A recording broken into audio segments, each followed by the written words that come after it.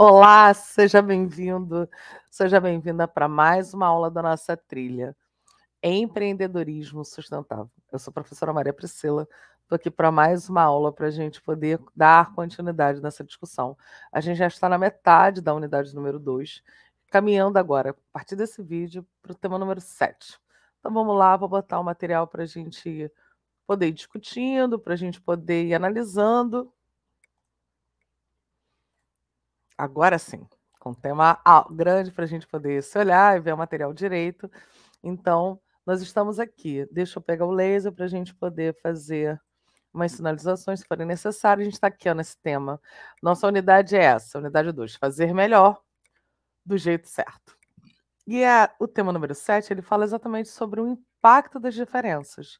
Então, o que, que a gente espera que aconteça nesse tema de hoje, a partir dessa discussão dessa unidade? O impacto o impacto das diferenças, né? Então, o objetivo desse tema é valorizar as diferenças culturais e sociais como requisitos para a construção de projetos e empreendedores. A gente vem discutindo ao longo dessas aulas sobre a importância de se pensar a comunidade, de se pensar um projeto social que faça uma intervenção nessa realidade.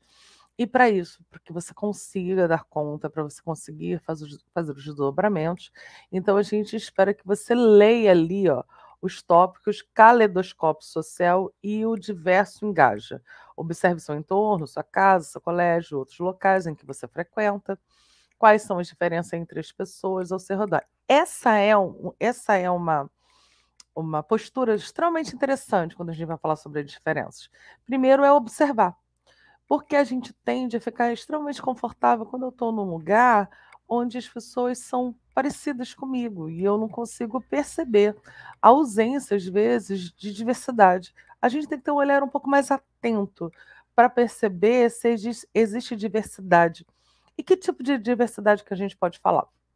A gente pode pensar na questão dos cadeirantes, por exemplo, se o lugar onde eu estou ele é acessível para todo mundo, se existe estacionamento adequado, se existem rampas de acesso, se eu estou num lugar onde tem mais de um andar, se tem elevador apropriado, se existem rampa, se a rampa é adequada para a pessoa andar nela de maneira sozinha, sem que exista ou necessite necessariamente de alguém para que ela possa chegar até os lugares. É a partir disso que a gente vai pensar sobre acessibilidade.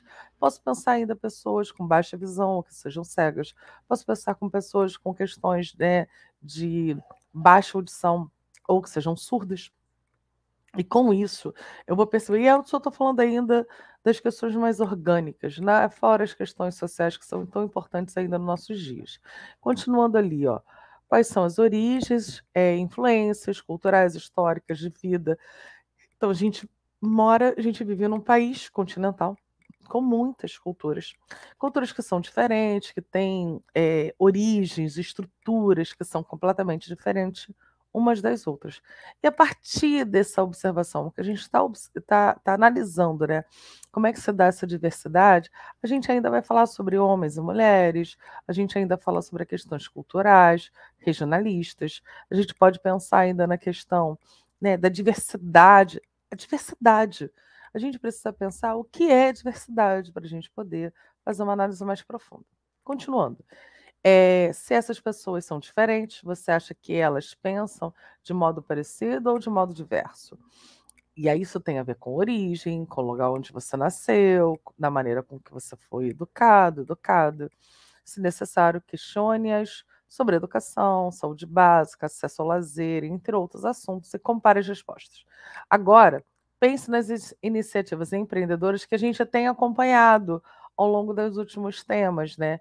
Que é o GRAAC e o Gerando Falcões, por meio de casos, né, dos estudos de casos, né, dos cases, e o mapa de educação.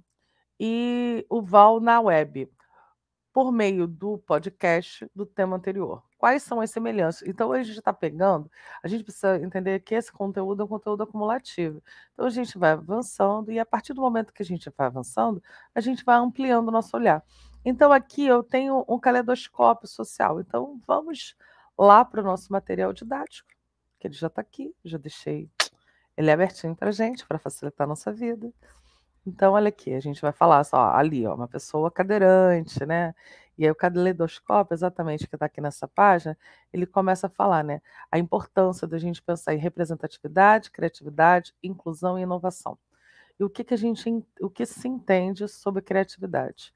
Esse material didático, se ele fica muito tempo parado, ele acaba dando uma travada às vezes. Eu não sei se é o meu computador, mas vamos lá. Só atualizar que ele vai direitinho, ó. Pronto. Então, garantir a todas as pessoas que têm um espaço de expressar e é possível manter uma pluralidade nos ambientes social, pessoal, político, profissional. O que é representatividade interessante? Quando eu consigo ver alguém parecido comigo em um espaço de destaque, eu consigo entender que aquele espaço também a mim pertence. Quando eu começo a reconhecer que ele também me pertence, que eu também poderia estar ali, a gente vai pensar sobre uma diversidade a partir dessa perspectiva, né. Por exemplo, acho super interessante, tem uma jornalista do Fantástico, que é uma pessoa cadeirante, e ela faz excelentes entrevistas, ela vai a lugares, e aí a gente está vendo assim, então será que uma pessoa cadeirante também pode apresentar ser apresentadora ou ser uma repórter. Tem um rapaz que ele também é cadeirante e apresenta um determinado programa da Rede Globo, que é o No Limite, que vai falar até sobre esporte, sobre coisas mais radicais. E aí a gente amplia o nosso olhar, achando que esse espaço de pertencimento é de todo mundo e não de grupos específicos, né? Como reconhecimento de que todas as falas são importantes, cada indivíduo pode sentir confortável e encorajado a expor os pensamentos e ideias. Isso a gente está falando aqui sobre a representatividade. Quando a gente começa a falar sobre a criatividade, é pensar fora da caixa, né? A atitude criativa, que incentiva o olhar para outras perspectivas, é abertura do novo. Além disso, é pensar se eu vou pensar assim, então eu vou pensar a partir de uma nova perspectiva de representatividade.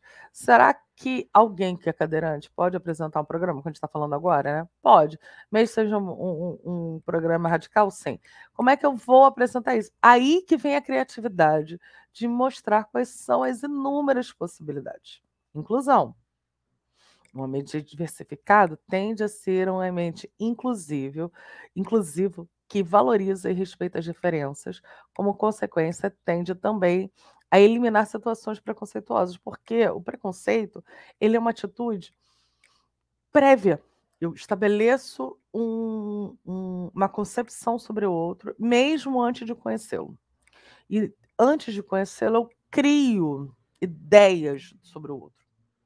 E quando às vezes eu conheço, essas ideias previamente concebidas, elas desmoronam. E é por isso que a gente precisa superar, e por isso que a gente precisa ir para além, né, do que é comum. Por isso que a gente fala sobre o processo de inclusão. E uma das consequências da criatividade é a inovação. Então, uma coisa é pensar numa origem que seja limitadora. Mas outra coisa é pensar em como é que eu vou superar isso a partir da criatividade e eu vou possibilitar outras formas de inclusão. Então, eu vou pensar outras formas de estabelecer uma realidade de contato com o outro. E por isso que é tão importante a gente pensar para além do que é convencionado. E é por isso que a gente fala sobre a inovação. O nosso material ainda estabelece como parâmetro, né, a questão do artigo 1 e 2 da Declaração Universal dos Direitos Humanos. Mas para quem não conhece muito sobre os direitos humanos, não sabe sua origem, de onde veio esse vídeo, que foi um vídeo feito pela Anistia Internacional, é fantástico para explicar, de maneira mais recente, a questão dos direitos humanos, como eles surgiram, qual foi a sua importância. Eu ainda posso indicar alguns filmes que são muito importantes para entender sobre os direitos humanos a partir do Holocausto, né? Não são filmes legais de serem assistidos, mas são muito interessantes. Eles vão contar a narrativa histórica que vai fazer a gente entender o porquê que falar sobre direitos humanos tem a ver com o processo da Segunda Guerra Mundial. Primeira e Segunda Guerra Mundial, período entre guerras e como é que isso é importante para esse entendimento. E aqui no artigo diz assim: todos os seres humanos nascem livres, iguais em dignidade e direitos. São dotados de razão e consciência e devem agir em relação uns aos outros com espírito de fraternidade. Todo ser humano tem capacidade de gozar os direitos e liberdades estabelecidas nesta declaração, sem distinção de qualquer espécie, seja raça, cor, sexo, língua, religião, opinião política ou de outra natureza, origem nacional ou social, riqueza, nascimento ou qualquer outra condição. Ainda, no seu desdobramento do artigo número 2, ele diz, né, não será também feita nenhuma distinção fundada em condição política, jurídica ou internacional do país ou território que pertença a uma pessoa que quer que se trate de um território independente, sobre a tutela do governo próprio e quer ser sujeito de qualquer outra limitação ou soberania. Por favor, estou deixando aqui o link disponível. É só clicar para vocês verem esse vídeo maravilhoso explicando sobre a questão dos direitos humanos. E aqui, né? Então é importante, porque eu vim aqui para o material exatamente para mostrar essa parte aqui de baixo, que é importante você discutir com seus colegas, né? Para você, quão importante é estabelecer os espaços que promovam a diversidade cultural, celebrem a pluralidade humana e a formação do respeito humano. Por quê? E por quê? Como o seu projeto empreendedor se encaixa na perspectiva citadas anteriormente, a valorização dos direitos humanos enquanto princípio fundamental, né, de garantir que nenhum indivíduo vai perder os seus direitos de dignidade, vai ser restrita a sua liberdade e, fundamentalmente, não vai ter nenhum tipo de discriminação ou de tratamento diferenciado, seja para quem for. Vou seguir. Ainda fazendo propaganda do material da nossa própria rede, Santa Mônica, Rede de Ensino. Existem disponível no YouTube esses 2 vídeos aqui. Esse aqui está com erro, mas o link está aqui embaixo. Eu acho que vocês conseguem ver, deixa eu ver se eu consigo. Esse aqui foi a resenha que eu fiz com o professor Andressa, falando sobre a trajetória dos direitos humanos, e esse vídeo aqui não está disponível. Então, eu vou procurar o vídeo, vou deixar o disponível aqui, o link aqui embaixo, mas a gente vai continuar na análise do nosso material, olhando aqui o nosso material disponível no site. Lembrando que o diverso, né, ele engaja, e o que isso quer dizer, né? Você já reparou para pensar que qual a relação entre diversidade e desenvolvimento social? Amplia as pessoas nas quais engajam, participam, dialogam. A gente extrapola, às vezes, do nosso mundo, que é um mundo, às vezes, menor no sentido de diversidade, e às vezes acaba tendo um impacto também no sentido do quantitativo.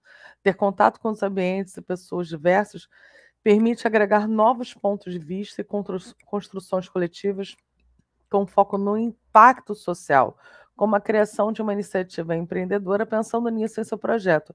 É importante mobilizar pessoas de conhecimento e habilidade distintos, com o intuito de tomar o seu pensamento mais consistente, ampliar as visões sobre ele, criar ambientes de convivência com foco de transformação social cada vez mais alinhados a valores universais, que agregam a maneira da gente enxergar e olhar o mundo, e não somente a partir da nossa perspectiva. Então, quando você pensar que o seu projeto ele vai engajar um grupo maior de pessoas do que somente aquele grupo restrito na qual você e eu participamos, mas que a gente vai pensar em outras pessoas. E aqui eu estou mudando a visualização só para a gente aumentar aqui um pouquinho. Pronto, acho que fica melhor para você enxergar. Para a estratégia da prototipagem, em sala, defina o tipo de protótipo, né, produto ou serviço que vocês vão oferecer. Materiais para construção, vamos pensar em materiais que não sejam poluentes, que não sejam degradados. Vamos trabalhar a partir também das perspectivas, às vezes, de sucata, se eu quero fazer alguma coisa. O que eu posso fazer a partir de um material que pode ser, por exemplo, reciclado? Em casa, para construir o protótipo, né? Reflita a sua iniciativa, a diversidade em relação às ideias, as pessoas envolvidas, a análise de todos os integrantes do possível ação no bem, né? Como o público impactado por ela e também histórias ouvidas e acolhidas. Pense de que forma os pontos de vista das pessoas podem se potencializar características positivas da ação e, ponto C, Caso a ação ainda não seja diversificada, reflita sobre eventuais conflitos que poderiam haver entre a iniciativa e o público em relação à falta de acolhimento das ideias e expectativas das pessoas. Após concluir, compartilhe seu protótipo com a turma para coletar algumas ideias, né, alguns palpites que as pessoas possam dar para melhorar e analisar os possíveis ajustes.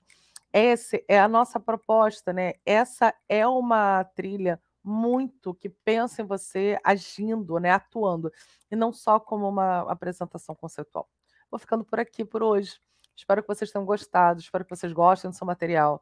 Procurem vídeos que falam sobre a relação de direitos humanos para enriquecer a sua compreensão sobre essa declaração tão importante. A gente se encontra na próxima aula.